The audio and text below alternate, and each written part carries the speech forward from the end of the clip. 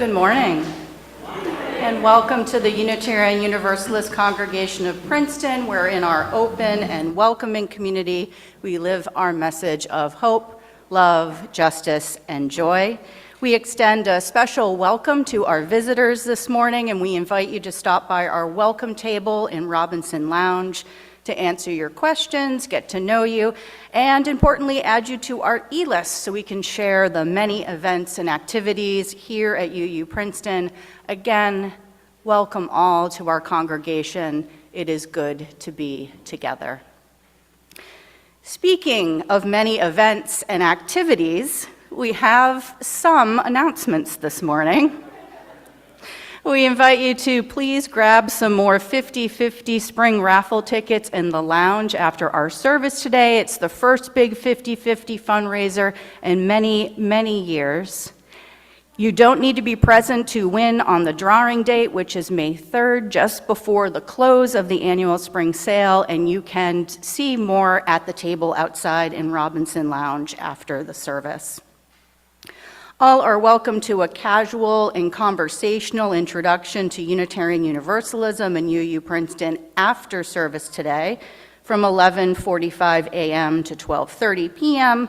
We'll meet in the Murray Room, which for those new is here on the first floor on the other side of the kitchen, where we'll explore our shared UU values and answer your questions.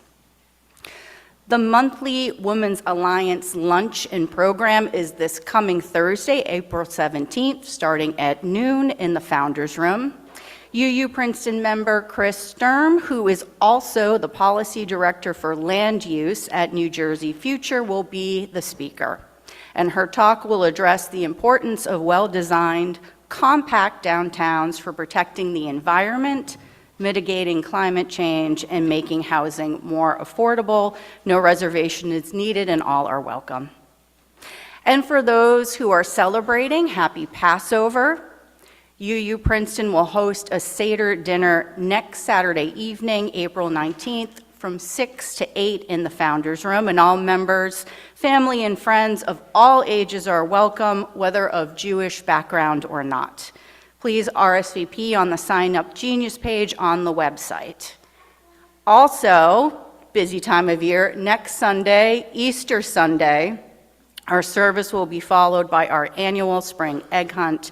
Members, family, and friends are welcome. We thank all those who donated candies, and our gratitude to our 5th through 8th grade Windows and Mirrors class, who very busily, along with their leaders, filled all the eggs and will be hiding them for our younger children.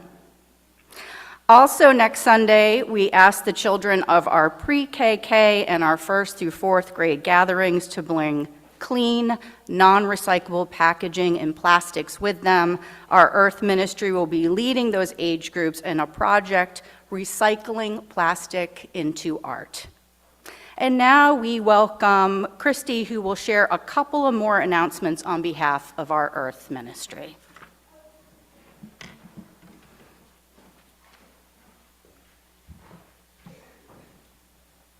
Good morning, everyone. The path of spiritual maturity involves cultivating a deep respect for Mother Earth and an appreciation for the beauty and the gifts that she bestows. The Earth Ministry's goal is to strengthen our congregation's commitment to live in ever greater harmony with nature through inspiration and education.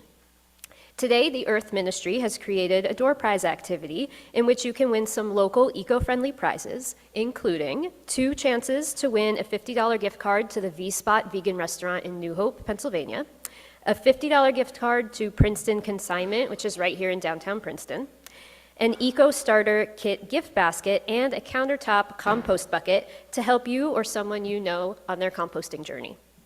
We'll use the front of the leaf that you got at the door today later in the service to show how we care for the earth, but if you'd like a chance to win one of our door prizes, please write your name and the best way to contact you, whether that's phone or email, on the back of the leaf, which is the side with no writing.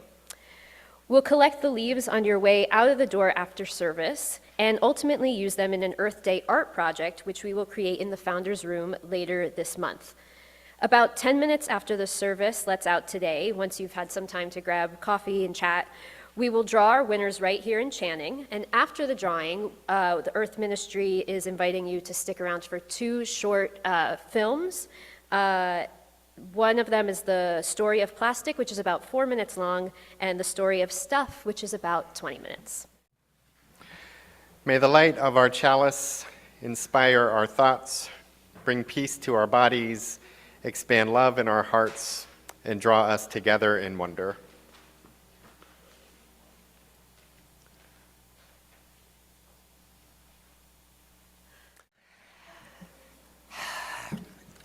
What a day. Happy spring. I'd like to share with you some reflections on the significance of the 55 Earth Days that have occurred during my lifetime. As 1970 started, I was a student at Wesleyan University with a major dilemma. Like many college sophomores, I realized that I had to make a very important decision before the end of that semester. I had to declare a major.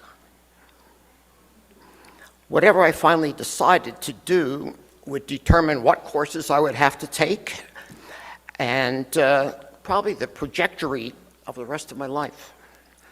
Only I didn't have any obvious choices of what I wanted to do. What I did the first 2 years turned out to not be what I wanted to do for the rest of my life. Sound familiar? But if I dropped out of Wesleyan, my Uncle Sam had a great idea for what I should do. To meet his established priorities and for the good of our country, he said, he had directed the Army to take guys like me for further education in Saigon. Sound familiar? Only if you're over a certain age was there a conscription. Anyway, as winter progressed into spring, the volume of the Vietnam War protest movement increased. Also, there was buzz in the air about a new nationwide movement that was intended to draw attention to another major problem: industrial scale air and water pollution. At first, it sounded like there were going to be teach-ins planned on college campuses around the country. Then the buzz grew louder. We heard that all around the country, people were planning to do something on April 22nd to demonstrate their growing concerns about what was happening to their environment. There were going to be both local educational events and protests. Well, at Wesleyan, I found some like-minded souls who agreed we should do something for what was then being called Earth Day. I organized a photo contest with themes of take some pictures of the pollution around us. Our small group of students proved successful at persuading the administration of Wesleyan University to invite Buckminster Fuller to give a talk on campus. Afterwards, I was thrilled to be able to interview him for our school newspaper. I was inspired by his perspective on the world, his designs for geodesic domes, and his concept of spaceship Earth. Well, that first Earth Day on April 22nd, 1970 was a week before my 21st birthday. My 20th birthday. By then, I had decided that I couldn't stay at Wesleyan for the beginning of my junior year, and lots of my friends were going to study abroad. Well, I only wanted to spend time here in the States, but in a different college, where I could learn more about ways of looking at the environment around us. I learned that at University of Pennsylvania in Philadelphia, Professor Ian McHarg was giving a talk on his new book, Design with Nature. It was part of the Earth Day events happening in Philadelphia. So I liked it, liked the idea, went to see him and heard him, and I bought a copy of his book. It proved influential. I had also heard of a new branch of that really liberal college called Antioch, which had been established in Columbia, Maryland, midway between Baltimore and DC. The place was being built, Columbia was being built as a planned community destined to become a new city, built on what had been farmland in the middle of the area between Baltimore and DC. Oh, I said that twice. Anyway, I hitchhiked from Philadelphia down to Columbia, where Antioch had established what they called a human ecology center. Well, what's human ecology mean? Anyway, I wound up going there, graduating 2 years later with a degree in environmental studies. I thought about having them put human ecology on the diploma, but at the last moment, I realized nobody knew what that meant, and environmental studies was becoming an accepted term. During my first year there, Antioch hired Dennis Hayes as an adjunct professor to teach a seminar on the politics of ecology. You might or might not recognize that name. He was the national organizer for the first Earth Day. It turned out I was just involved in a little thing at Wesleyan, but he had hired 86 other organizers to work around the country to mobilize people for Earth Day.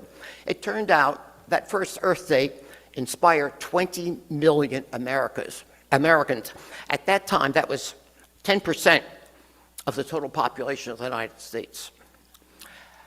They came out to the streets, parks, auditoriums, and demonstrated against the impacts of 150 years of industrial development, which had left a growing legacy of serious human impacts.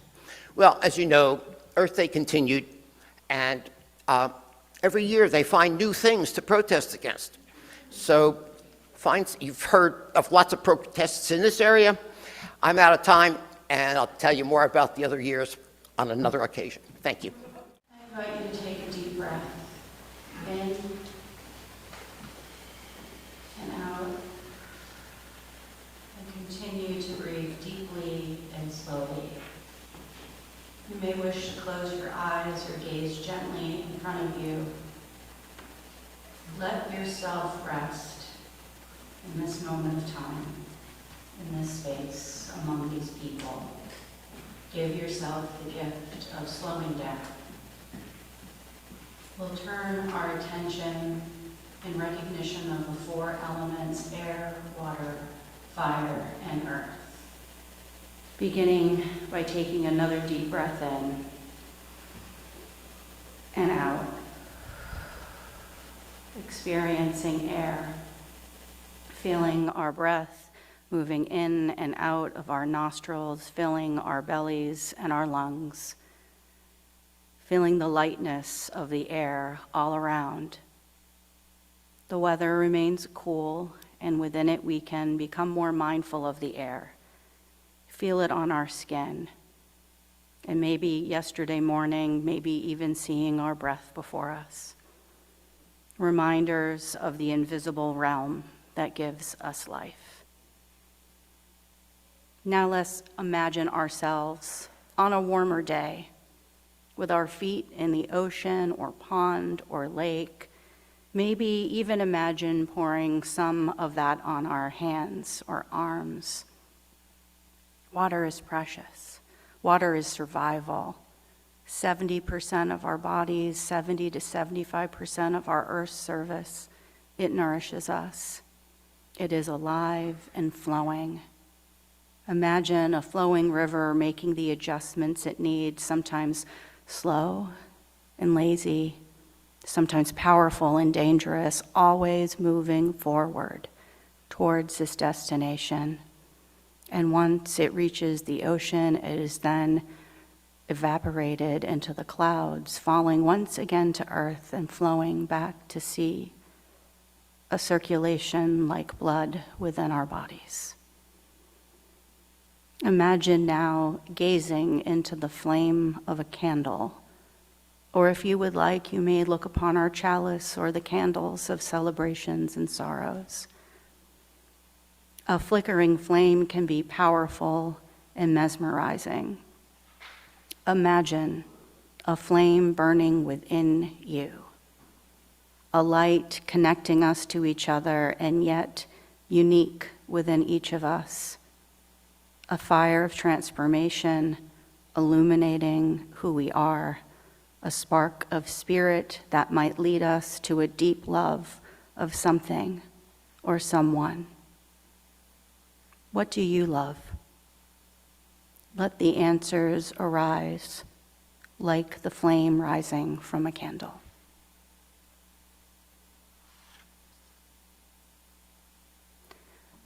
Imagine now being in a garden or at home with your houseplants representing the earth. Imagine placing your fingers into the dirt, gathering some of it in your hand, holding it gently. Dirt is getting back to basics. It reminds us to stay rooted, to be strong and firm like a tree that is planted in the earth, rooting down, expanding up, growing out. Imagine feeling the dirt in your hand. Breathe deeply. Feel the energy vibrating in the earth you are holding. It is from here all things grow, and to it we might return, nurturing new life. Let us again breathe in and out, feeling the energy that nature brings, giving thanks for the elements on this planet, which is our home. I invite you to warm your hands and then place them over your eyes, your heart, your belly. Breathe in and out with thanks for this time. Opening our eyes, we return back to this space together. The end. So I'm going to invite our young people to return to your seats with your families. We're going to have an activity in a little bit after I blah, blah, blah a little bit. Now I say that is a much, much, much better ending than the giving tree. The boy, yeah, I have, and the choir is echoing. The boy learned empathy. We talked about empathy in the story, which means to understand and share the feelings of another. The tree got to live. The boy and his family got to give and receive over generations, caring for one another, living in reciprocity. Reciprocity is the practice of giving something and getting something of the same kind in return, so everyone does well. Our story shares lessons about human beings' relationships with nature. I wonder, like the boy first did with the tree, are we asking more of our earth than it has to give? The story also makes me wonder, are we putting more on the earth than it has the capacity to receive? Some have thought over time that the earth was given to people to use as they wish, that people are above all other living things and our earth as a whole, and that because we are better, we don't have to care about the earth and the other beings upon it as much as we do about ourselves. This type of thinking says we can take all the fruit, all the branches and trunks for the things that we want without caring about how just taking and not giving back hurts other living things. That belief says we can destroy as many forests as we want for timber or land without thinking about those trees or the animals and birds and plants that live there. It says we can put lots and lots of trash on the land or in the sea without caring how it hurts the beings who live there, and that includes people too. It says we can put lots of bad chemicals from cars and industry and food production into the air and in the water without thinking about how it affects animals and plants on the land and the beings in our rivers and lakes and oceans. Or how it hurts people because we breathe that air and drink the water. And that bad stuff in the air, it makes our earth warmer and warmer, which causes more animals, plants, and people to be hurt as our climate changes. People get hurt because the temperature causes more bad storms than normal, among other harmful things. But there are different ways of thinking, beliefs that encourage people living in reciprocity with the earth and everything upon it. One of our shared values in Unitarian Universalism is this type of interconnectedness. We honor the interdependent web of all existence and acknowledge our place in it. The Reverend Dr. Sherry Prudhomme writes, "Science has helped us, Unitarian Universalists, to understand the radically interconnected nature of all existence, as well as humankind's utter dependence on the health of the Earth's ecosystems, from the microscopic to the massive, for our very survival. Our theology, our beliefs have evolved, and our understanding of humankind's place in it has become more right-sized." She continues, "In addition, increasing religious plurality in our congregations has brought in perspectives and practices from earth-based religions of many kinds. Amplifying an understanding of humankind is one part of a great interconnected web of all existence, and deepening our humility and reverence for the web of life. This core value of interdependence, as informed by our unique theological heritage, has a vital role to play in a time when all humans of power and means in industrialized countries are needed to take action to curb global heating, to avert the worst scenarios of suffering and harm. We've come to understand through science and through other traditions and cultures that we, more than ever, need one another. We've learned there are kinder ways to be together, and we understand that the trees and the animals and plants, the sea, air, and the earth can't set healthy boundaries themselves. We people must be the one to do so and to practice them. We want to think about kind ways to treat our earth every day, and in the month of April, when we celebrate Earth Day, it's a great time to reflect on what we are doing to care for the earth and promises we'd like to make to continue to care for our earth and one another. So many of you received paper leaves as you entered Channing Hall this morning. If not, perhaps our Earth Ministry members will distribute one to you. Just raise your hand if you need that, or if you need a marker to write on them. And a reminder for our grown-ups, if you'd like to take part in the raffle after service, place your name and a way to contact you on one side of the leaf. And what we would like everyone to do is to write or draw one or more earth-friendly thing you do, or something you might want to promise to do moving forward. It could be using reusable items like water bottles and bags. It could be using energy-efficient technologies like solar panels, or reducing waste, conserving water, supporting companies with ethical and sustainable practices, or advocating so that companies and leaders adopt policies and practices that protect our environment. We'll take a few moments now together to write or draw our examples on our leaves. You can place your leaf as you finish it in the offering basket, which we'll be taking in a moment, or you can, if you still want to work on it a little bit, you can place it right out on the table as you're exiting Channing for us to pick up later. And as mentioned earlier, they are going to be part of a lovely art piece. Our Earth Ministry is going to create a tree in our founder's room made up of our leaves as a special way to honor our promises and our actions. With reverence for the great web of life and with humility, we acknowledge our place in it.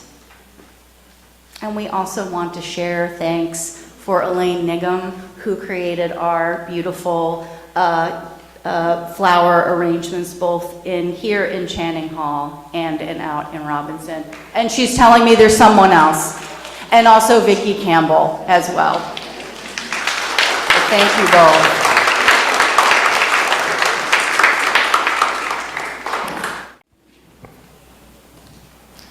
A few weeks ago, I returned home from the dentist in the middle of the morning on a windy day to find our recycling blowing all over the street. Not only our recycling, everyone's recycling was blowing all over our street. I knew it was windy when I left for my appointment, but our bins were full, so I thought that the weight of the recyclables would keep them upright. I suppose my neighbors did too, for all of our bins were out, lined up nice and tidy. We were all very wrong. It was windy, and when I returned home with aching jaw and throbbing gums, I saw the grimy icing on the cake of an unhappy morning. First the dentist, then the trash. I was concerned about what would come next that day. Our street formed something of a wind tunnel that morning, so all the bins of all of our neighbors were blowing around in the middle of the street empty, and the recycling was everywhere. I grabbed our bins and began scanning the refuse on the street to determine which was ours. We don't drink that, we don't eat that, we don't shop there. Wait, that's a root beer can, that's probably on us. I began to feel silly scanning the trash to try and determine ownership. As the wind, mind you, kept whipping around, there were times when I was chasing trash down the street in the wind to try and claim it as ours. That sense of feeling silly just grew, and I began to wonder if neighbors were watching through their windows, and if they would subsequently, seeing my behavior, begin to worry about my children. I finally gave up and decided that I was just going to fill our bins with whatever recyclables I could grab. I felt a kind of odd intimacy claiming other people's trash. It felt almost inappropriate.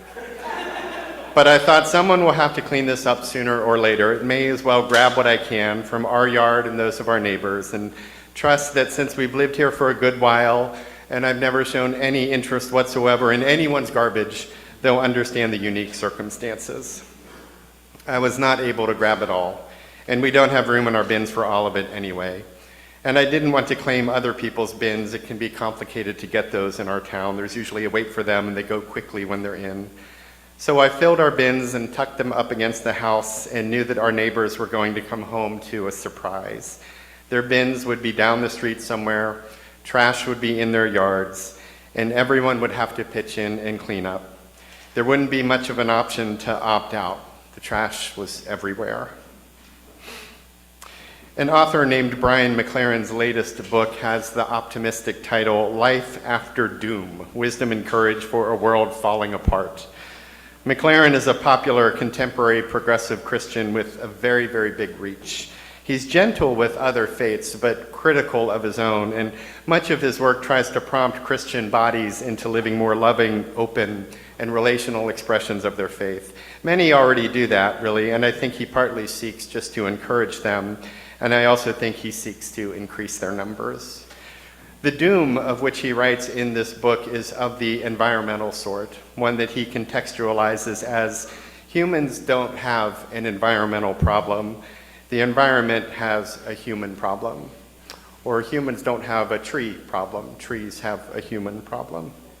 He sees four possible futures for life after the doom of an environmental collapse. One is that we avoid complete collapse through innovation, mass movements, and sheer political will over time. This will take decades and is messy, but is ultimately the best scenario before us. The novel, The Ministry for the Future, is of this scenario. The second is that collapse happens, but new societies are birthed, often of a survivalist, tough, and autocratic mindset. This is the Hunger Games world. The third is that collapse happens, but a few outposts of humanity manage to survive in the harshest and most alien of conditions. This is the novel The Road, or the novel The Bear. And the fourth is complete extinction. This is the movie Don't Look Up. The only one worth working for is scenario one, where innovation solves and reverses what it can, and mass movements create the political will to fund innovation and to stop causing the doom. This takes a long time and a lot of organizing. It takes the resilience of turning today's defeats into tomorrow's victories, of not thinking that the latest loss is the end of a movement. McLaren cites the Unitarian Universalist ethicist and author Sharon Welch, who wrote of what she calls the, quote, cultured despair felt often by elites who don't see progress quickly enough or are dispirited by political losses and develop, quote, an inability to persist in resistance. There's an expectation to win quickly, usually based on elite privilege that isn't immediately realized, which creates this cultured despair. And however we arrive at despair, it never leads to a win. It always assures a loss. And it's what the profiteers of destruction depend on to maintain their power. Despair is a despot's best friend. That and fear, which also means that our alarm, when phrased as alarmism, becomes counterproductive on any kind of serious scale. If the message is that scenarios 2, 3, and 4 are inevitable unless there is mass change in the blink of an eye, change that most people feel incapable of creating, then the alarmism ends up convincing people only that, as they say in Star Trek, resistance is futile. The intention of the message is to spur engagement, but it soon causes disassociation because people can't healthily exist in a constant state of alarm or panic or fear. Fear fuels and then kills movements, which is also a despot's dream. The movement of our faith has to be tough and resilient, gritty and hopeful. It has to be centered in connecting people with broader movements of sustainability and change. And it has to be grounded in our theology, which claims not only that love is the center of who we are and the future into which we are called, but that we are also equally responsible for acting in the interest of love in our lives. Love is real and it is promised, but we deliver it among one another when we create a better world right now. The human problem that the environment faces has for us a faith answer: to root ourselves in the love that never fears, that never fails, that alarms only with its power to build from the ruins things of lasting, scarred, and strong beauty. The love that never settles for collapse and extinction, but always seeds growth and renewal. The love that heals and empowers and connects and causes not isolation and despair, but connection and hope. This love is the only thing strong enough to turn collapse into sustainability. It is the only thing that can draw us out and into one another's lives and collectively turn the human problem into a human blessing. And as we deliver it to one another and one day leave it as legacy for the future, this love only blesses us. It only brings us peace and makes us whole. And it gives us holy and urgent work to do on our streets and everywhere. In our hearts and bodies and minds, love builds and rebuilds. So too on this earth that we all share, upon which we all pray to not be a problem, but a blessing. We pray, and then we live to be that blessing on this earth day and on every day. May it be so, and amen. And at the end of our hour, we extinguish our chalice, knowing that its light stays with us until we gather again. Go forth grateful for the moments before you, the breath within you, the people among you, and the Spirit guiding you toward lives of love and kindness. And go forth knowing that you are held always and always with everyone else by that great love of no beginning and never ending. Go in peace, and amen.